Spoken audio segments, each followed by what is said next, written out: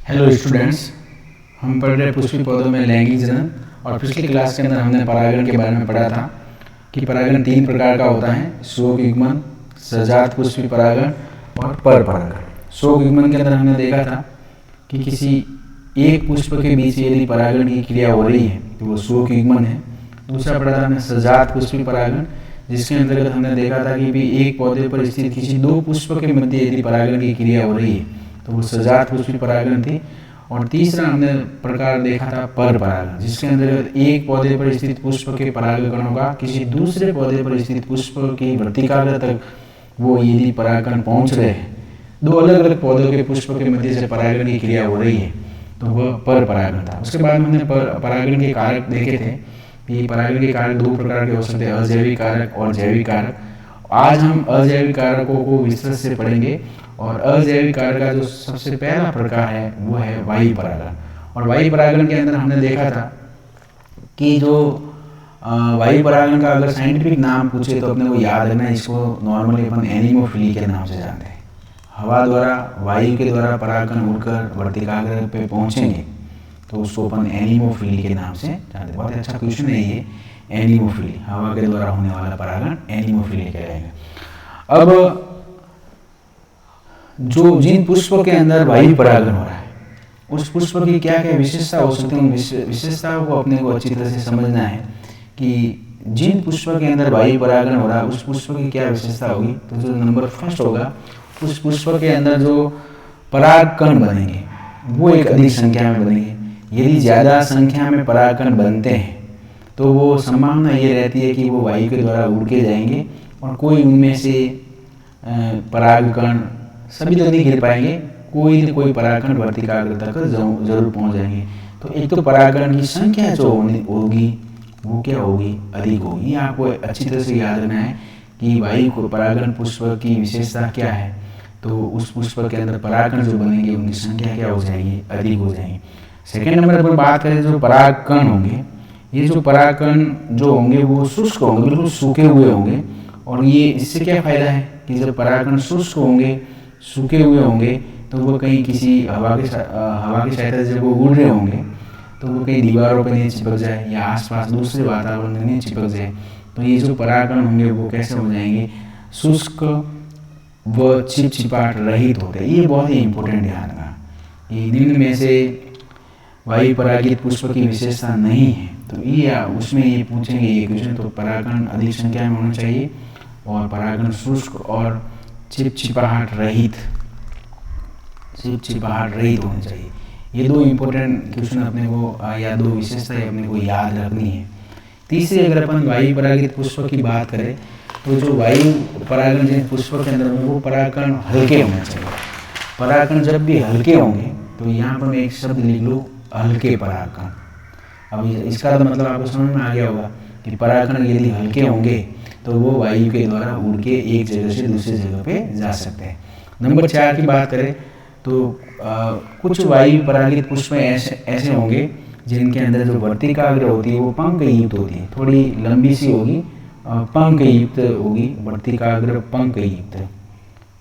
ये आपको थोड़ा याद रखना कि वर्तिकाग्र पंख युक्त होने का क्या फायदा है, लंबी सी होगी इस प्रकार से, ये वर्तिकाग्र पंख युक्त होगी। तो इसका सबसे अच्छा एग्जांपल आप मक्के के अंदर देखेंगे। भुट्टे के अंदर जो भुट्टे के जो टेसल होते हैं, आप जानते होंगे भुट्टे के अंदर जो टेसल है इस प्रकार से संरचनाएं निकली हुई होती हैं। ये वास्तव में जो टेसल होंगे वो उस पुष्प के वर्तिका और वर्तिकाग्र होते हैं। भुट्टे के, मक्के के पुष्प के वर्तिका और वर्तिकाग्र हवा में ये लटके हुए होते हैं। क्या फायदा है इनसे, तो जब ये टेसल हवा में लटके हुए होते हैं तो कोई भी परागकण जब उड़ के आएगा तो वो आसानी से क्या हो सकता है, यहाँ पर चिपक सकता है।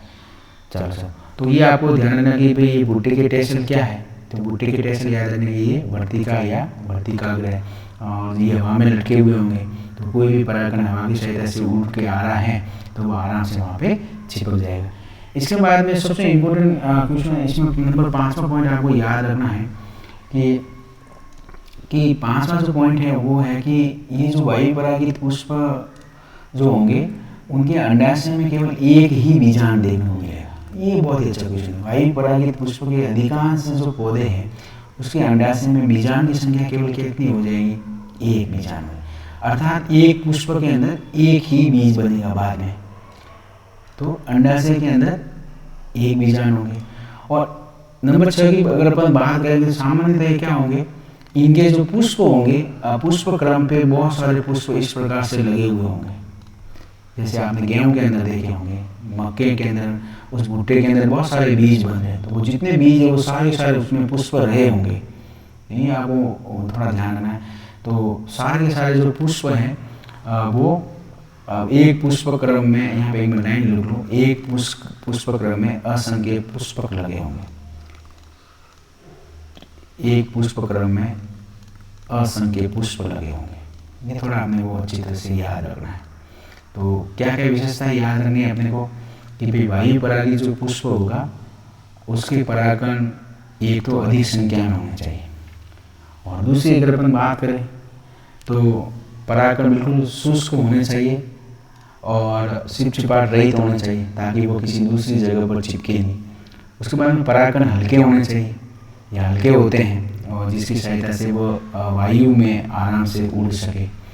उसके बाद में इनकी प्रतिकाग्र जो होगी लगभग पंख युक्त होती है, हवा में लटकी हुई होंगी, जैसे भुट्टे के अंदर होते हैं टेसल, वो वास्तव में उसके वर्तिका और वर्तिकाग्र होंगे, और जिसकी सहायता से वह आराम से परागकण वहाँ तक पहुँच सकते हैं।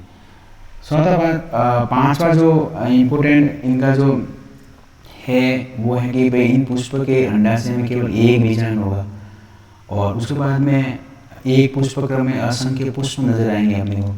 तो ये सारी सारी जो विशेषता है वो वायु परागित पुष्प की होती है। उसके बाद में जो घास परिवार है, गेहूँ है, मक्का है, घास परिवार है। घास परिवार के अंदर जो परागण है वो नॉर्मली वायु परागण होता है, ये आपको याद रखना है। तो इनके पुष्प कोई बड़े बड़े नहीं होंगे, आकर्षक नहीं होंगे, नॉर्मल से सिंपल फ्लावर होंगे। इनके आकर्षक तो है ही नहीं, क्योंकि इनको कीटों को आकर्षित करना है ही नहीं। तो घास परिवार के जितने भी पौधे हैं उनके अंदर कौन सा परागण हो जाएगा? वायु परागण हो जाएगा। तो ये आपको नॉर्मली ये क्वेश्चन सबसे घास परिवार में सामान्यतया या घास परिवार के पौधों में होने वाला सामान्यतया परागण कौन सा है? तो वह वायु परागण होगा। चलो ये तो हो गया वायु परागण। अब अजैविक कारक का जो दूसरा प्रकार है, तो मैं बात करूँ तो दूसरा प्रकार कौन सा हो जाएगा?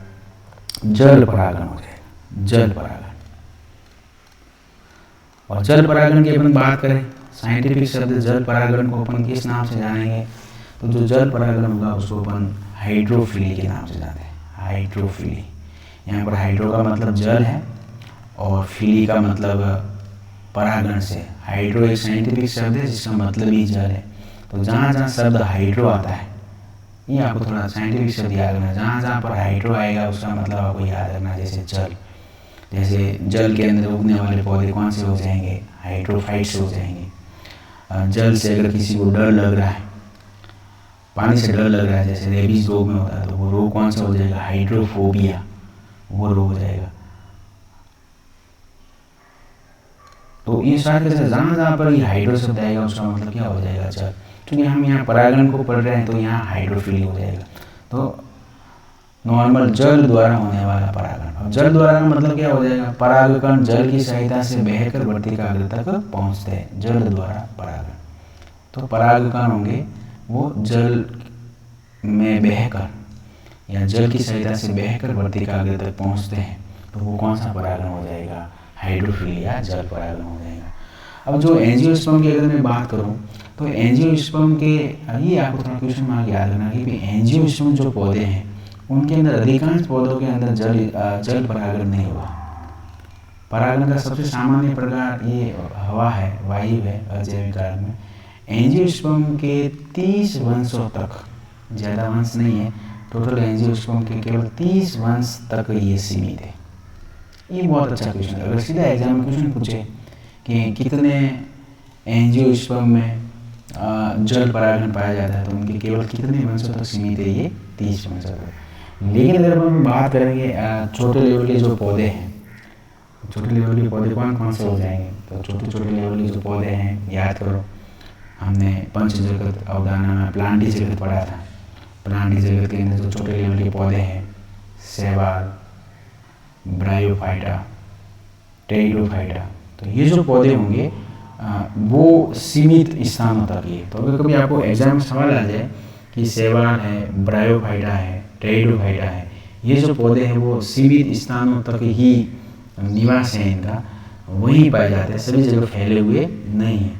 तो इनका एक बहुत ही खूबसूरत आंसर है कि इन पौधों का जो नर युग्मक होंगे उनका जो परिवहन होगा वो केवल जल के द्वारा होता है, और जल की सहायता से ही वो एक जगह से दूसरे जगह पर जाते हैं, जिसके कारण वो इनका फैलाव जल वाले स्थानों के आसपास ही है। थोड़ा सिस्टम काम नहीं कर रहा है। चलो सर, तो ये अपने को थोड़ा अच्छी तरह से याद रखना है कि अगर एग्जाम में क्वेश्चन आ जाए कि शैवाल, ब्रायोफाइटा और इनका जो, तो मैं यहाँ पे लिख लूँ शैवाल, ब्रायोफाइटा और टेरिडोफाइटा, ब्रायो और टेरिडोफाइटा, ये सीमित स्थानों पर क्यों है? इनका विस्तार सीमित है, विस्तार सीमित। तो इनको याद रखना एक ही लाइन हमें को, इनको निषेचन के लिए जल की आवश्यकता है, और तो निषेचन के लिए जल होगा तो ये जल के आसपास क्षेत्र में ही उगेंगे। निषेचन के लिए जल अति आवश्यक है, इसलिए तो ब्रायोफाइटा को तो पादप जगत का उभयचर बोलते हैं। निषेचन के लिए जल आवश्यक, बिना निषेचन के ये सर्वाइव नहीं कर पाएंगे, तो निषेचन के लिए जल आवश्यक होगा। इस कारण इनका जो विस्तार है वो जल के आसपास क्षेत्रों के अंतर्गत है। चलो सर, अब अपन एंजियोस्पर्म की बात करें तो एंजियोस्पर्म में ये वेरी इंपॉर्टेंट क्वेश्चन कर लो आप। जल परागित पुष्प, जल परागित कुछ पौधे हैं एंजियोस्पर्म के, उनके आपको एग्जाम्पल याद रखना है। एनसीईआरटी ने 2-3 पौधों के नाम दिए हुए हैं, बिल्कुल ध्यान से उन पौधों के नाम अपने को याद रखना है। तो जो जल परागित पुष्प वाले पौधे हैं वो कौन कौन से हो जाएंगे? तो नंबर 1 हो जाएगा वेलिस्नेरिया, नाम सुना होगा वेलिस्नेरिया। तो वेलिस्नेरिया जो पौधा एक जलीय पौधा है और जिसके अंदर जो परागण होगा वो जल परागण होगा। उसके बाद में दूसरा एक और पौधा है जिसका नाम है हाइड्रीला, ये भी एक जलीय पौधा है और इसके अंदर जो परागण का सामान्य प्रकार है वो कौन सा हो जाएगा? जल परागण। और नंबर 3 है जोस्टेरा। और फर्क क्या है? आपको एग्जाम में अगर क्वेश्चन आ जाए 3 जल परागित पौधों के नाम लिखो या ऐसे पौधों के नाम बताओ जिसके अंदर जल परागण हो, तो वेलिस्नेरिया और हाइड्रीला। इसके अंदर तो आप याद रखना कि ये जो पौधे हैं वो ताजे पानी में उगते हैं, अलवणीय जल में उगने वाले पौधे हैं ताजे पानी में। एग्जाम में यही सवाल आ जाए कि ताजे पानी में उगने वाले 2 पौधों के नाम बताओ, तो वेलिस्नेरिया और हाइड्रीला है। और जो जोस्टेरा है वो लवणीय जल के अंदर उगता है, समुद्र के पानी के अंदर, तो लवणीय जल। और लवणीय जल के अंदर उगने के कारण इसको समुद्री घास के नाम से भी जानते हैं। तो इम्पोर्टेंट क्वेश्चन अगर आपको एग्जाम में सवाल आ जाए कि भाई समुद्री घास के नाम से कौन से पौधों को जाना जाता है, तो वो कौन से हो जाएंगे? जोस्टेरा हो जाएंगे। तो एक बार रिवाइज करवा दूँ मैं, एंजियोस्पर्म के 30 वंशों तक केवल जल परागण होता है, लेकिन शैवाल, ब्रायोफाइटा और टेरिडोफाइटा में इनका ये सिंपल सा फॉर्मूला है कि इनका जो नर युग्मक होंगे उनका परिवहन जल के द्वारा होता है, अतः इनका विस्तार क्या हो जाएगा? सीमित हो जाएगा। जल परागण के लिए जो पौधे हैं वो कौन से हो जाएंगे? वेलिस्नेरिया, हाइड्रीला और जोस्टेरा। वेलिस्नेरिया, हाइड्रीला ताजे पानी के अंदर उगने वाले पौधे हैं और जोस्टेरा वो लवणीय जल में उगता है, जिसे समुद्री घास के नाम से भी हम जानते हैं। तो ये आपको एक अच्छी तरह से याद रखना, हर लाइन के अंदर क्वेश्चन बनेगा जो अपने को थोड़ा देखना है। अब उसके बाद में ये अगर मैं सबसे इम्पोर्टेंट अगर बात करूँ तो ये जो मैं इम्पोर्टेंट बात आपको याद है, कुछ जलीय पौधे उगते तो जल के अंदर है लेकिन इनके अंदर जल परागण नहीं पाया जाता। जैसे आपने जलकुंभी का नाम सुना होगा, जलकुंभी। क्वेश्चन बहुत ही इंपॉर्टेंट इसलिए बन जाता है कि ये एक अपवाद है, जलकुंभी है जिसको अपन साइंटिफिक नाम इसका आइकोर्निया है, आइकोर्निया। तो जलकुंभी, आइकोर्निया, या फिर एक और पौधा है वाटर लिली, नाम सुना होगा आपने, वाटर लिली, जिसका हिंदी नाम कुमुदनी है, कुमुदनी, कुमुदनी। तो ये दो ऐसे जलीय पौधे हैं जिनके अंदर जल परागण नहीं पाया जाता है। तो इसके अंदर तो जल परागण होगा वो कीटों द्वारा होगा, कीट परागण, एंथीमोफिली, एंटीमोफिली। और इसके अंदर जो परागण होगा वो किसके द्वारा होगा? वायु परागण। आपको तो बस ये याद है ना, कीट परागण वायु परागण नहीं याद है, आपको तो उन दो जलीय पौधों के नाम लिखिए जिनके अंदर जल परागण नहीं होता है। तो पहला पौधा कौन सा हो जाएगा? जलकुंभी। और दूसरा कौन सा हो जाएगा? वाटर लिली या कुमुदनी हो जाएगा। अब जलकुंभी के बारे में 2-3 फैक्ट याद रखने हैं। ये जो जलकुंभी है उसको बंगाल का आतंक बोलते हैं, बंगाल का आतंक। जैव विविधता लुप्त होने का एक बड़ा कारण था विदेशी जातियों का आक्रमण। तो आपको ये ध्यान रखना है कि इसको बंगाल का आतंक बोलते हैं। विदेशों से इसको बंगाल के तालाबों में लाया गया था और ये काई जन्म बहुत स्पीड से करता है और स्पीड की वजह से कुछ ही समय के अंदर पूरा तालाब जल देखने में बहुत अच्छा होता है। इसका जो प्लांट स्ट्रक्चर बहुत अच्छा है, लेकिन काई जन्म बहुत स्पीड से करता है तो कुछ ही समय में तालाब पूरा तालाब जलकुंभी से भर जाता है। तो ये अंदर जो जलीय जीव रह रहे हैं उनके लिए मुसीबत पैदा करता है। इस कारण इसको बंगाल के आतंक के नाम से जानते हैं। तो बहुत अच्छा क्वेश्चन है, आपको पूछा जाए कि बंगाल का आतंक कौन सा है, तो जलकुंभी या आइकोनिया के नाम से जानते हैं। फिर अगर अपन बात करें कि जो ये हाइड्रोफिली है, जो जल परागण है, वो 2 प्रकार का हो सकता है कम ही है, सीमित ही है, लेकिन इसको भी 2 भागों में अपन बांट सकते हैं। तो हाइड्रोफिली जो जल परागण है वो 2 प्रकार का हो सकता है। नॉर्मल सा 2 प्रकार याद रखना है अपने को। उदाहरण आपको याद रखना है कि एक पहला जो प्रकार है वो हो जाएगा हाइपर हाइड्रोफिली, हाइपर हाइड्रोफिली। अब ये भी साइंटिफिक शब्द है। हाइपर का मतलब होता है ऊपर, और एक इसका विपरीत जो शब्द है वो होता है हाइपो हाइड्रोफिली, हाइपो हाइड्रोफिली। तो हाइड्रोफिली है जल परागण 2 प्रकार का हो सकता है, हाइपर और हाइपी। अब इनके नॉर्मल नाम याद रखें। हाइपर का मतलब होता है ऊपर, हाइपो का मतलब होता है नीचे। जैसे ये जैसे जल है, ये पूरा जल, तो यदि जल की सतह पर ये जैसे यहाँ परागकण तैयार है और परागकण तैयार के ये कहीं वर्तिकाग्र है पौधे की, तो ये परागकण तैयार के यहाँ पे आ रहे हैं। जब जल की सतह पर या जल के बाद जब परागण की क्रिया हो रही है तो वो तो कौन सा हो जाएगा? Hyper hydrophily. और हाइपो का मतलब नीचे, यहाँ अगर कोई वर्तिकाग्र है और अंदर ही कोई परागकण है वो तैयार के यहाँ पहुँच रहे तो वो कौन सा हो जाएगा? Hypo hydrophily. तो ये आपको ध्यान रखना है, जल की सतह पर परागण की क्रिया जब जल की सतह पर हो रही है तो वो कौन सा हो जाएगा? Hyper hydrophily. और जब परागण की क्रिया जल के अंदर हो रही है, जल के अंदर हो रही है।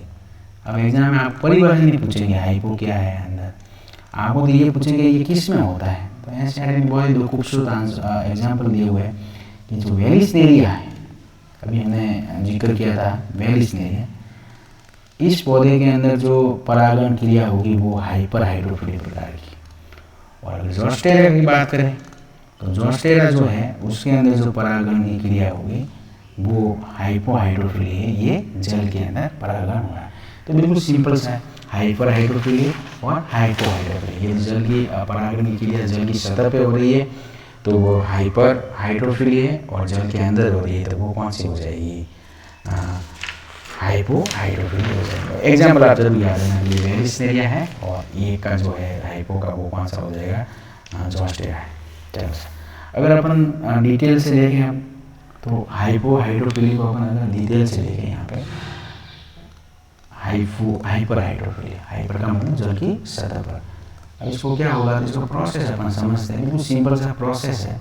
आपने को याद रखना है कि हाइपर हाइड्रोफिली, पहले तो शब्द का मतलब शायद आपको समझ में आ गया हो, जल की सतह पे हो रहा है।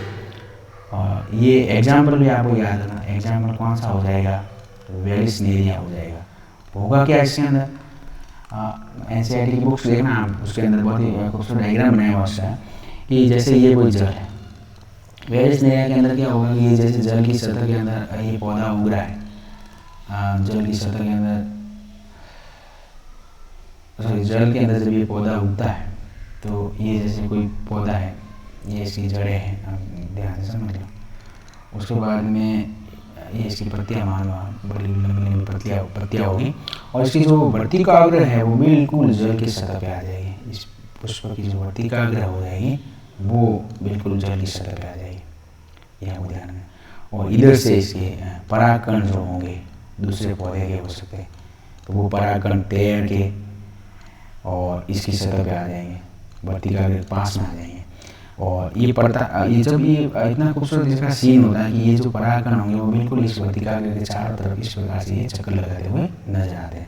तो कुल मिला के आपको ये ध्यान रखना कि जो परागकण की क्रिया सतह के ऊपर परागकण तैर कर बिल्कुल वर्तिकाग्र के पास में पहुंच रही है, सतह पे हो रहा है, तो वो कौन सा हो जाएगा, हाइपर हाइड्रोफिली।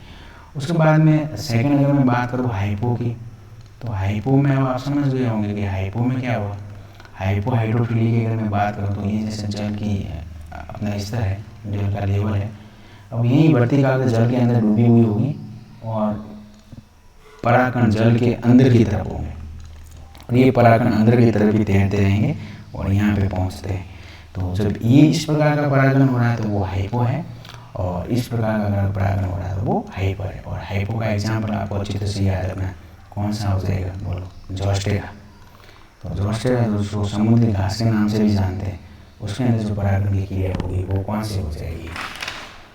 तो ये एक सिंपल सा प्रोसेस अपने को याद रखना कि जोस्टेरा के अंदर कि मादा पुष्प जल की सतह के नीचे ही पानी में डूबे रहेंगे और परागकण जल के अंदर ही मुक्त किए जाते हैं और वो परागकण तैर के वर्तिकाग्र तक पहुँचते हैं। यहाँ पर एक क्वेश्चन याद रखना कि जो भी पुष्प जल परागित जो पुष्प है, जिनके अंदर भी पुष्प के अंदर जल परागण हो रहा है, तो जो जल परागित जो पुष्प है उसके परागकणों के चारों ओर श्लेष्मा का आवरण होता है। ये इंपॉर्टेंट है, श्लेष्मा का आवरण होगा। और आवरण क्यों होगा, ताकि वो जल से गीले नहीं हो जाए या जल से ज़्यादा इफेक्ट नहीं हो, खराब नहीं हो जाए, तो श्लेष्मा का आवरण होगा। तो क्वेश्चन आ जाएगा कि भाई कौन से परागकणों, कौन से पुष्प के परागकणों में श्लेष्मा का आवरण होता है। तो जो पुष्प के परागकण जल द्वारा परागित हो रहे हैं या जल द्वारा जो परागण हो रहा है, उन पुष्पों के जो परागकण होंगे उनके चारों तरफ श्लेष्मा का आवरण होगा जो जल से उसको सुरक्षा प्रदान करता है। चलो सर, ये हो गया अजैविक कारक का जो प्रकार थे, हमने दोनों प्रकार पढ़ लिया है डिटेल से। एक जो प्रकार था वो वायु परागण था और दूसरा जो प्रकार था वो था जल परागण, एनीमोफिली और हाइड्रोफिली। दूसरा अपन प्रकार देखे जैविक माध्यम परागण के माध्यम की बात कर रहे हैं अपन। तो पहला अजैविक माध्यम के अंदर दो हो जाएंगे। अब जैविक माध्यम की बात करें, अगर मैं आपको डायरेक्ट पूछूं कि जंतुओं द्वारा होने वाला परागण क्या कहलाएगा, तो आपके दिमाग में फटाफट आना चाहिए, फीली का मतलब परागण है और जू का मतलब होता है जंतु। जंतुओं के द्वारा जो परागण हो जाएगा वो क्या कहलाएगा, जू फीली कहलाएगा। अब कौन कौन से जंतु जो मेन आपको याद भी होंगे, जैसे भौरे, भौरे जिसको बोलते हैं, भौरे है, तितलियाँ है, आपने आसपास बगीचों के अंदर इनको देखा होगा, तितलियाँ है। उसके बाद में चींटियाँ है, मधुमक्खी भी है, कुछ बर्ड है, बर्ड, शलभ और बहुत सारे कीट। ये सारे जैविक माध्यम है परागण को करवाने के, क्योंकि जिंदा जीव है इसका जो अपन जैविक माध्यम बोल रहे हैं। तो ये आपको थोड़ा याद रखना है कि ये सारे जो है वो जैविक माध्यम है। अब अगर मैं प्राणियों की बात करूँ, ये थोड़ा याद रखना इम्पोर्टेंट इसलिए है कि कीटों के बारे में तो आप जानते हैं, कुछ प्राणी हैं, सीआरटी ने एग्जाम्पल दिए हुए। प्राणी में बात करूँ तो वानरगण के जो सदस्य है, वानरगण, इस वानरगण के सदस्य के अंदर एक तो लीमर और लेम्यूर, ये दो शब्द याद रखना। वानरगण के कौन से सदस्यों द्वारा परागण की क्रिया हो रही है, तो लेम्यूर। तो ये तो दो लीमर और लेम्यूर ये शब्द। सरीसृप वर्ग के अंदर कुछ छिपकलियाँ के नाम दिए हुए हैं। सरीसृप के वर्ग के अंदर आपको दो छिपकली तो है, गीको छिपकली, गीको और उपवन छिपकली, ये दो छिपकलियाँ हैं। ये भी परागण क्रिया करती हुई देखी गई है छिपकली। ये हो जाएगा सरीसृप वर्ग के अंदर उपवन छिपकली, गीको छिपकली और उपवन छिपकली। तो ये परागण के लिए इम्पोर्टेंट प्राणी हो गए। तो ये कौन कौन इनमें से परागण किन के द्वारा हुआ, जैविक माध्यम है नहीं है, ऐसे अगर क्वेश्चन आ जाए एग्जाम के अंदर तो आप ये देख लेना कि स्पेशल वानरगण के लीमर और एमियो सरीसृप के कीको या ऊपर छिपकली। क्वेश्चन आ जाए कौन से छिपकली द्वारा या सरीसृप के प्राणी द्वारा परागण हो रहा है, तो वो गीको या ऊपर छिपकली। चलो सर, अब इनके अंदर अपन बात करें तो सिंपल सा जो प्रकार है, तो नॉर्मली जो ज़्यादा से में कीट परागण होता है। तो यहाँ अपन बात करें तो कीट परागण, अब जिस प्रकार हमने वायु परागित पुष्प की विशेषता देखी थी, कीट परागित पुष्प की क्या विशेषता हो सकती है कि भाई कीटों को, इन जीवों को परागण के लिए आकर्षित करना है। तो कीट परागित पुष्प की क्या क्या विशेषता हो सकती है, तो आप मुझे दिमाग में आ रहा होगा, मुझे बताइए कि कौन कौन सी हो सकती है।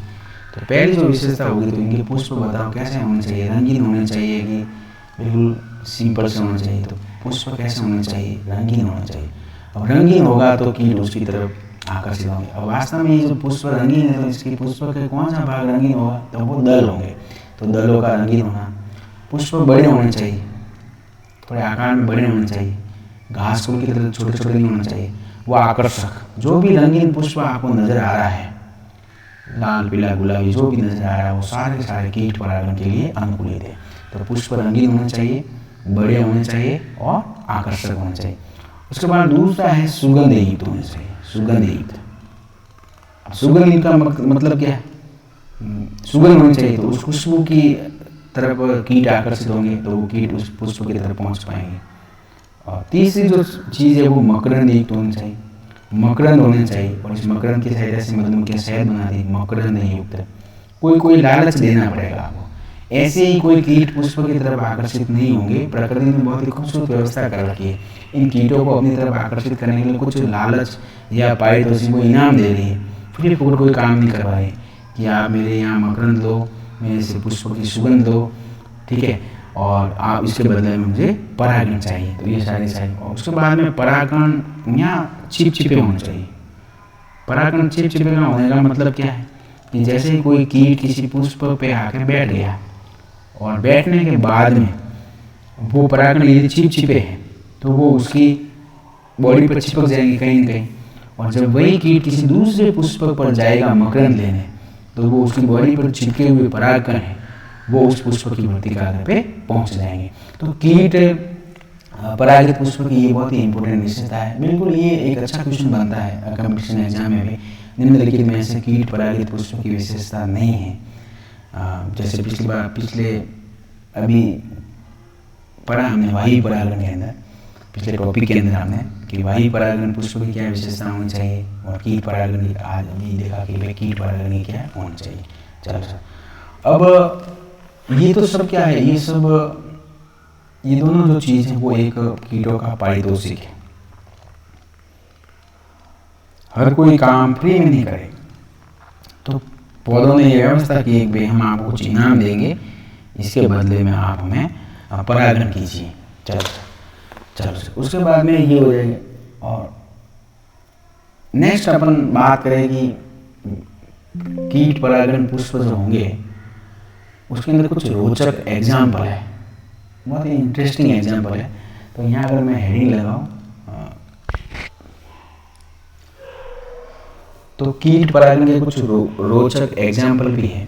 कौन कौन से एग्जाम्पल है आपको याद रखना, जैसे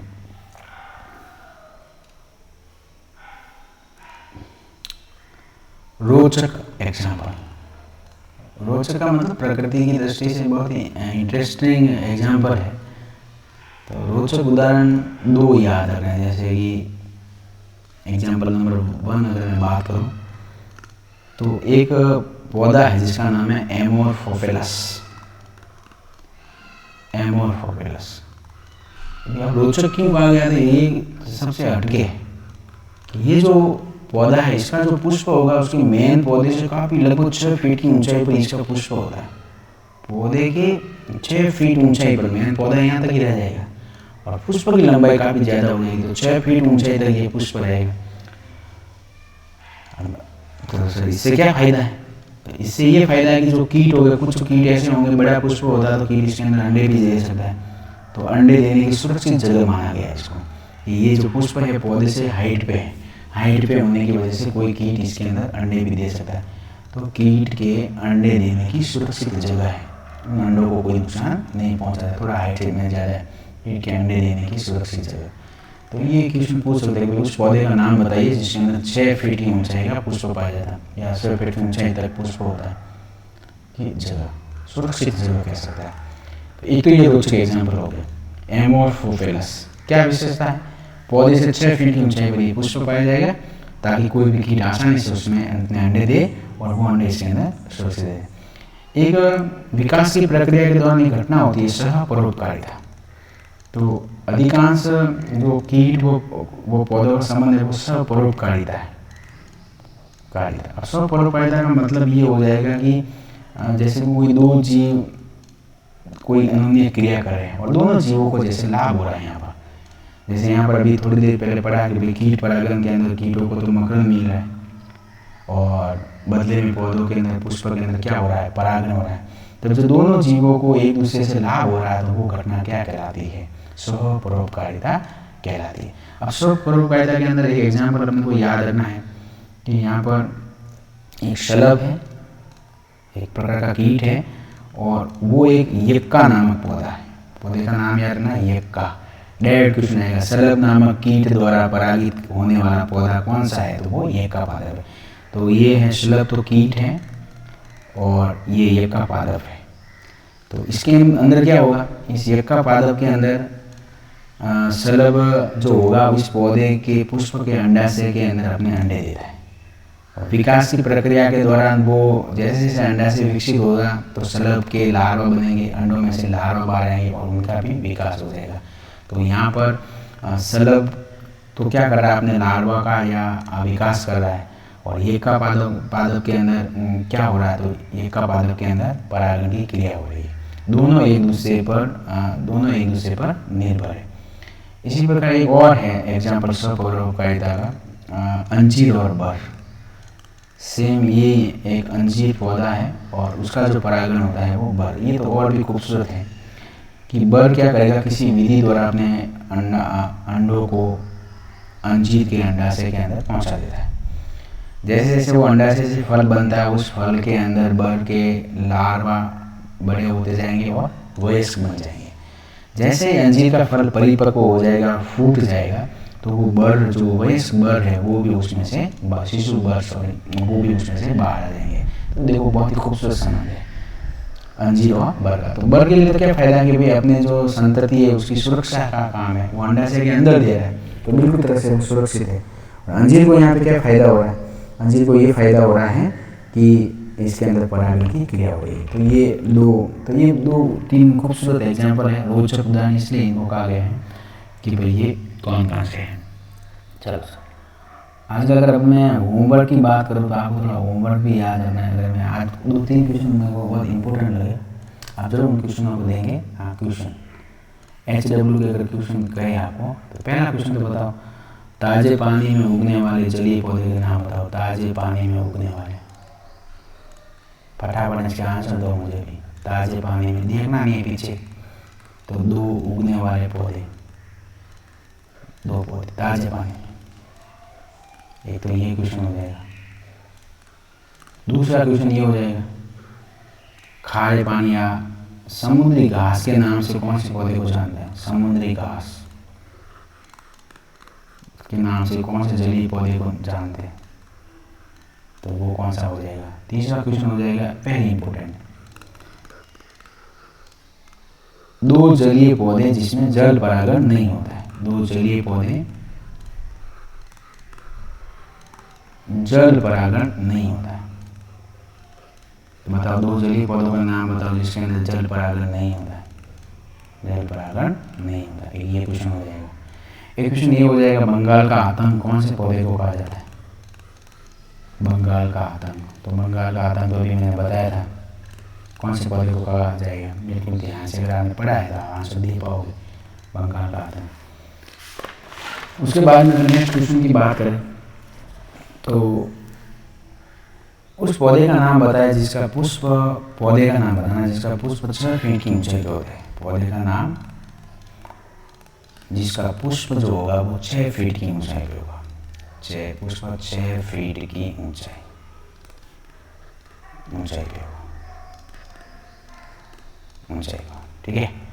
और उसके बाद में एक और क्वेश्चन बगल में, सहपरोपकारिता किसको बोलेंगे? तो ऐसा संबंध, दो जीवों का ऐसा संबंध जिसमें दोनों जीवों को एक दूसरे से लाभ हो रहा है, तो वो कौन सा हो जाएगा?